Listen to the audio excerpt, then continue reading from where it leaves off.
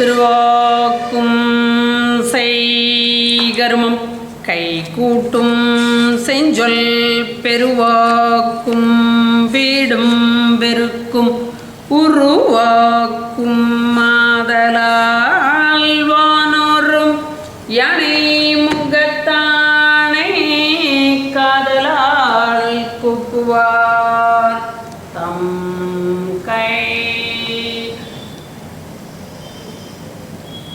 துன்பமதை தொலைத்தருளும் குருவே போற்றி.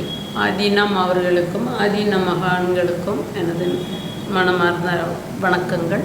என்னுடைய தகப்பனாருக்கும் என்னுடைய வணக்கங்கள். இன்று சனிக்கிழமை பூச நட்சத்திரம், பஞ்சமி திதி, பவகரணா. இன்றைக்கி ஆஸ்பிசியஸ் டே. 63 சேக்கிழார் பிறந்த நாள். சேக்கிழார் ஜென்ம நட்சத்திரம் பூசன்றது. சேக்கிழார் பிள்ளைமார் அப்படின்னு சொல்லக்கூடிய முதலியார் குரூப்பில் பிறந்தவர். அதனால் எல்லா கோயில்களும் விசேஷமாக சேக்கிழார் திருவிழா கொண்டாடப்படுகிறது, அன்னதானங்கள் போடப்படுகிறது. நல்ல விசேஷமான நாளாக இன்று இருக்குது. இன்றைக்கி 10 பொருத்தங்களில் 3வது பொருத்தம் மாகேந்திர பொருத்தம். போன வாரம் பார்த்தோம். இன்று ஸ்ரீ தீர்க்க பொருத்தம். ஸ்ரீ தீர்க்க பொருத்தம். ஸ்ரீ என்றால் லக்ஷ்மி, ஸ்ரீதேவின்னு பேர். லக்ஷ்மி இந்த தம்பதிகள் இணைவதால், திருமணம் செய்வதால் இவங்களுக்கு செல்வம் சேருமா அப்படின்னு பார்க்கும்போது அந்த செல்வம் லக்ஷ்மி கூடி இருக்கிறதுக்கு ஸ்ரீ தீர்க்க பொருத்தத்தை பார்க்கணும். அப்படி ஸ்ரீ தீர்க்க பொருத்தத்தை பார்க்கும்போது பெண்ணுடைய நட்சத்திரத்திலேருந்து என்னென்னா மொத்தமே 27 நட்சத்திரம் தான் இருக்குது. 27 2 பாகமாக பிரித்தா 13, அப்புறம் ஒரு நட்சத்திரம் எக்ஸ்ட்ரா இருக்கும். அப்படி இது 27 / 2ன்னு போட்டோம்னா 13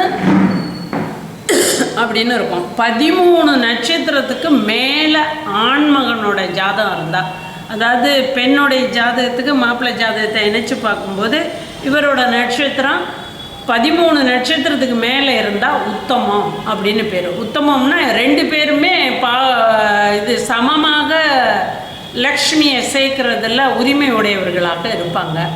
அதை விட குறைவாக பார்க்கணும் அப்படின்னாக்க 7 நட்சத்திரத்துக்கு மேலே இருந்தால் மத்தியமம், அவங்களையும் சேர்க்கலாம், அவங்களும் திருமண பொருத்தத்தில் பொருந்துறாங்க அப்படின்னு சொல்லக்கூடியது. அதுக்கு குறைவாக இருந்தால் நிச்சயமாக பொருந்தலைன்னு அர்த்தம்.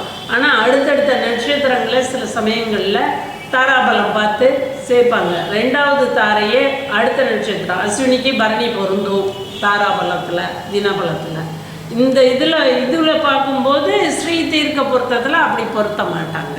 அப்போ 13 நட்சத்திரம்னா 9 நட்சத்திரம் வரைக்கும் ஆயில்யம், 10வது நட்சத்திரம் மகம், 11 அஸ்வினி நட்சத்திரத்துக்கு, 11 பூசம் பூரம், 12 உத்திரம், 13 ஹஸ்தம். ஹஸ்த நட்சத்திரம்னு சந்திரன் நட்சத்திரம். இந்த கேது நட்சத்திரத்துலேருந்து என்னன்னா ஒரு ரவுண்டு ஹஸ்த நட்சத்திரம் வரைக்கும் அதுக்கு மேலே பிறந்தவங்க அத்தனை பேரும் ஸ்ரீ தீர்க்கம் உள்ளவங்களாக இருப்பாங்க.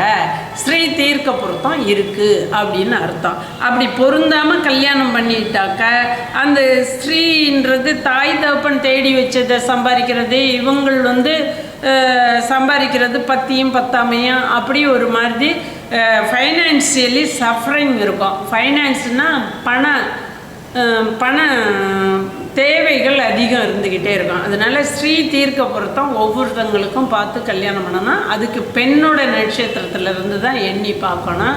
அஸ்வினிக்கு இது அஸ்வினி நட்சத்திரத்துக்கு பூர நட்சத்திரம்னு சொல்லி இங்கே இருக்கிற பரணி பொருந்தாது.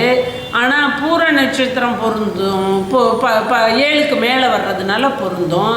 அதே போல் பூராட நட்சத்திரமும் பொருந்தும். அதாவது தாராபலம் 2.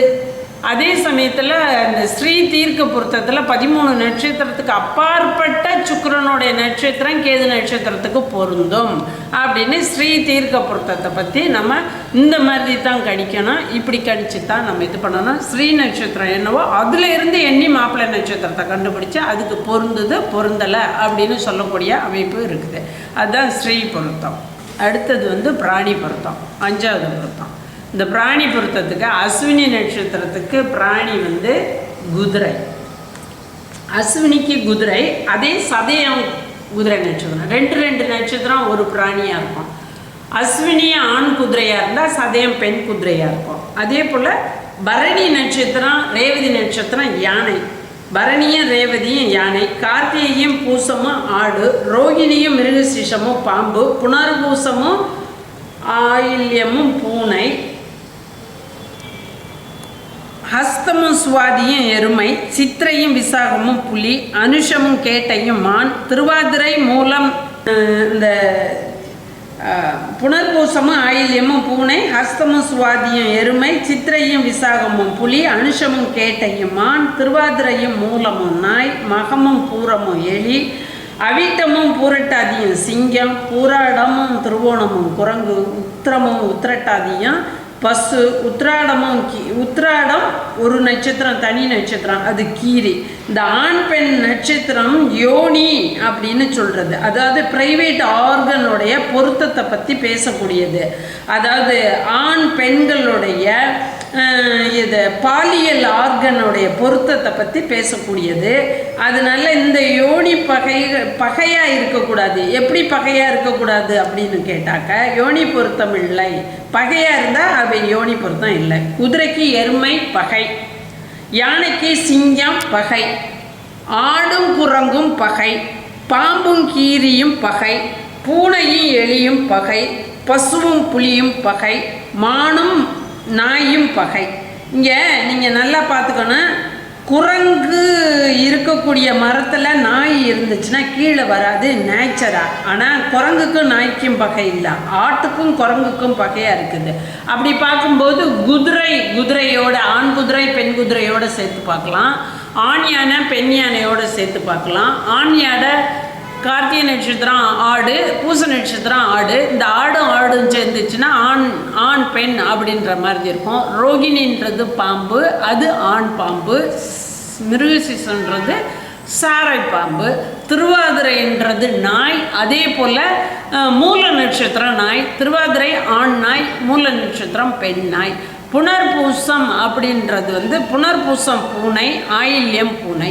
புனர்பூசமும் ஆயில்யமும் ஆண் பெண் பூனைகள். அதே போல் மக நட்சத்திரம் எலி, பூர நட்சத்திரமும் எலி பெருச்சாளி, இது ஆண் பெண் எலிகள்.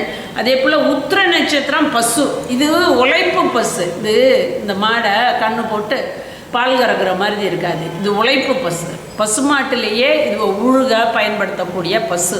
அதனால கன்று ஈன்றதுக்கு ரொம்ப பயன்படுத்த மாட்டாங்க. இதுவும் உத்திரட்டாதி அப்படின்னு சொல்லக்கூடிய மீனராசியில் வர்ற உத்திரட்டாதியும் சிம்மத்துக்கும் கன்னிக்கும் வரக்கூடிய உத்திர நட்சத்திரமும் பசு.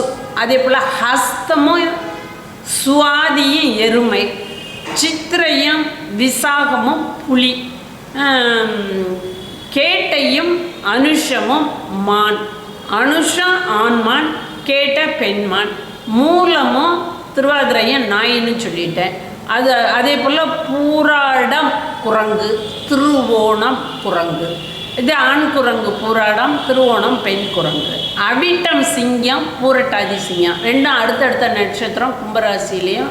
அவிட்டம் கும்பத்துக்கும் மகரத்துக்கும் சொந்தம், பூரட்டாதி முழுசாக கும்பத்துக்கு சொந்தம். அதே போல் உத்திரட்டாதி பசுன்னு சொன்னேன், அது கன்னி ராசிலையும் சிங்கராசிலையும் இருக்கிற உத்திர நட்சத்திரமும் பசு. இது ஒன்று உழைப்பு பசு, இது காமதேனு பசு. இதோடைய மடி பெருசாக இருக்கும், இது நிறைய பால் கறக்கும். இது உழைப்பு மாடு, உத்திரட்டாதியில் வர்றது. ரேவதியும் பரணியும் யானைன்னு சொல்லியிருக்கு. இந்த யானையில் யானைக்கு சிங்கம் பகை. அதே போல் அஸ்வினி குதிரை, குதிரைக்கு எருமை பகை. குதிரைக்கு எருமை பகை, யானைக்கு சிங்கம் பகை.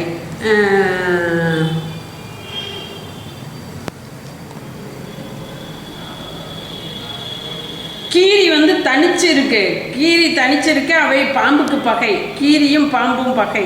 இந்த ஆண் பெண் நட்சத்திரங்களில் பகையோனியை பார்த்து இது பண்ணோம். குதிரையோட எருமை பகை, யானையோட சிங்கம் பகை, ஆடும் குரங்கும் பகை. ஆடும் குரங்கும் பகை நல்லா பார்த்துக்கணும். பாம்பும் கீரியும் பகை. ஒரே ஒரு நட்சத்திரம் உத்திராட நட்சத்திரத்துக்கு சொந்தமான கீரி, ரோகிணி நட்சத்திரம் மிருகசீஷ நட்சத்திரத்துக்கு சொந்தமான பாம்புகளுக்கு பகையாக இருக்குது. அது ஒரு நட்சத்திரம் 2 நட்சத்திரத்துக்கு பகையாக இருக்குது. அதே போல் பகையோனியை பார்க்குற பாம்புக்கு கீரி பகை, பூனைக்கு எலி பகை. பூனைன்றது புனர்பூசமும் ஆயில்யமும் பூனை, மகமும் பூரமும் பூனை எலி, மகமும் பூரமும் பகை. எதுக்கு? ஆயில்யத்துக்கும் புனர்பூசத்துக்கும். புனர்பூச நட்சத்திரம்லாம் எலி வம்சத்தை சேர்ந்தது. பசுக்கும் புலிக்கும் பகை. பசுக்கும் புலிக்கும் ஆட்டுக்கும் பகைன்னு நம்ம நினைக்கக்கூடாது. பசு மாட்டில் தான் புலி இன்ட்ரெஸ்ட் ஆகும், மாடு தின்றதுல புலி ரொம்ப இன்ட்ரெஸ்ட். அதனால பசுக்கும் புலிக்கும் பகை. பசு என்னது வருது? உத்திர நட்சத்திரமும் உத்திரட்டாதி நட்சத்திரமும் பசு. புலின்றது சித்திர நட்சத்திரமும் விசாக நட்சத்திரமும் புலி. அப்போ சித்திரையும் விசாகமும் உத்திரட்டாதிக்கும் உத்திர நட்சத்திரத்துக்கும் பகை.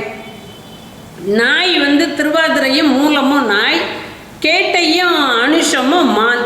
இந்த இது திருவாதிரையும் மூலமும் நாய் நட்சத்திரம். அவைகள் மானுக்கு பகை. இந்த நாய் டொமஸ்டிக், மான் வந்து வைல்டு, அது வந்து டொமஸ்டிக் இல்லை, அது காட்டில் வளர்றது, அதுக்கும் பகை. இந்த மாதிரி பகையோனிகளை தெரிஞ்சு கல்யாணம் கட்டணும். அது வந்து ஃபிசிக்கல் ஃபிட்னஸ் ஆஃப் த பாடி. அப்போ ஃபிசிக்கல் ஃபிட்னஸ் ஆஃப் த பாடி அப்படின்றது இப்போ வந்து யானை யோனி இருக்கிறவங்களை பிடிச்சி புலி யோனி இருக்கிறவங்களுக்கு கல்யாணம் பண்ணி வச்சிட்டோம்னா, இந்த சிங்கத்துக்கு கல்யாணம் பண்ணி வச்சிட்டோம்னா சிங்கம் பரான்றதாகவே இருக்கும். யானை அடித்து போட்டு தள்ளிடும், ஒரே அடியில் சிங்கத்தை அரட்டிடும்.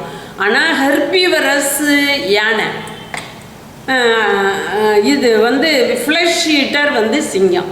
சிங்கம் வந்து இறைச்சி இல்லாமல் அடித்து கொதிக்க இருக்கக்கூடிய இறைச்சியை சாப்பிடும். யானை வந்து இனிக்கக்கூடிய கரும்பு காடுகள், பெரிய பெரிய மரங்களையெல்லாம் அப்படியே லேசாக ஒரு முட்டி கீழே தள்ளி அப்படியே சாப்பிட்ரும். அதுபோல் ஒரு அவ்வளோ ஒரு அதுக்கு புல் தேவைகள்லாம் ரொம்ப அதிகமாக இருக்கிறதுனால அவை அதிகமாக உண்ணும். இது கொஞ்சமாக உண்ணாலும் இது வேட்டையாடினதை தான் உண்ணும். அப்படி இது ரெண்டையும் சேர்க்கிறத நம்ம முயற்சி பண்ணக்கூடாது. அப்போ சிங்கத்தில் பிறக்கக்கூடியவங்க அவிட்டமும் பூரட்டாதியும், அவிட்டமும் பூரட்டாதியும் ரேவதிக்கும் பரணிக்கும் சேர்க்கக்கூடாது. அதுபோல் அந்த physical fitness, psychology of the body language, அந்த psychology of the body language, அந்த மனவியல் உடம்புடைய வலிமைக்கு ஏற்ப மனவியல் வித்தியாசப்படும். அந்த மனவியல் வித்தியாசப்படுறதுக்கு ஏற்ற மாதிரி இந்த ஃபிட்னஸை பார்த்து கல்யாணம் பண்ணி வச்சா அவங்க ரொம்ப நல்லா இருப்பாங்க. பெரும்பகுதி இப்போ நம்ம பார்த்தோம் இல்லையா, ஸ்ரீ பொருத்தம் அப்படின்னு பார்த்தோம். அதில் வந்து 13 நட்சத்திரம் தாண்டி வரணும்னு சொல்லியிருக்கு. இப்போ உத்திர நட்சத்திரத்தை எடுத்தோம்னா கன்னிராசி அல்லது சிம்ம ராசியில் இருக்கிற உத்திர நட்சத்திரம், அதுக்கு வந்து பசுவே விலங்கா வர்றதுனால பசு வந்து மீனத்தில் இருக்கு, அது 13 நட்சத்திரம் தாண்டி தான் வருது. அது நல்லா பொருந்தது ஆண் பெண். அதே போல் திருவாதிரைக்கு மூலம், அது வந்து ஆண் பெண் நல்லா பொருந்தது, சமசப்தமமாகவும் இருக்குது. அதை மற்றவைகள் எல்லாம் கொஞ்சம் கவனித்து ஆடுக்கு வந்து நாய் ஆடுக்கு வந்து மான் ஆடுக்கு குரங்கு பகைன்னு சொல்லியிருக்கோம் இல்லையா, அந்த குரங்கு அல்லாத நட்சத்திரமா திருவோணமோ குரங்கு நட்சத்திரம் வந்து பூராடமும் திருவோணமும் குரங்கு நட்சத்திரம். அவைகள் வந்து ஆடு ஆன கார்த்திகையும் பூசத்தையும் சேர்க்காம, இன்னும் சொல்லப்போனால் பூசம் வந்து கடகராசி, திருவோணம் வந்து மகர ராசி, சமசப்தமமாக இருக்குது. சமசப்தமம்னு கட்டி வச்சு அதுக்கு கொட்டிச்சு கொதறிக்கிறத நம்ம பார்க்கக்கூடாது. சமசப்தமமாக இருந்தாலே எக்ஸப்ஷன் இருக்குது. எக்ஸப்ஷன் இருக்கக்கூடிய நட்சத்திரங்களை தான் நம்ம வந்து எடுத்து கல்யாணம் பண்ணணும். சமசப்தமாக இருக்குது ஆஹா ஓஹோன்னுலாம் சேர்க்கக்கூடாது. அதில் வந்து பிராணி பொருத்தம் இல்லாட்டின்னா ஃபிசிக்கல் ஃபிட்னஸ்ஸு, பாடி லாங்குவேஜ் இவைகள்லாம் ஒன்றுக்கு ஒன்று பொருந்தாது. அதனால் அதை அவாய்ட் பண்ணுறது ரொம்ப நல்லது.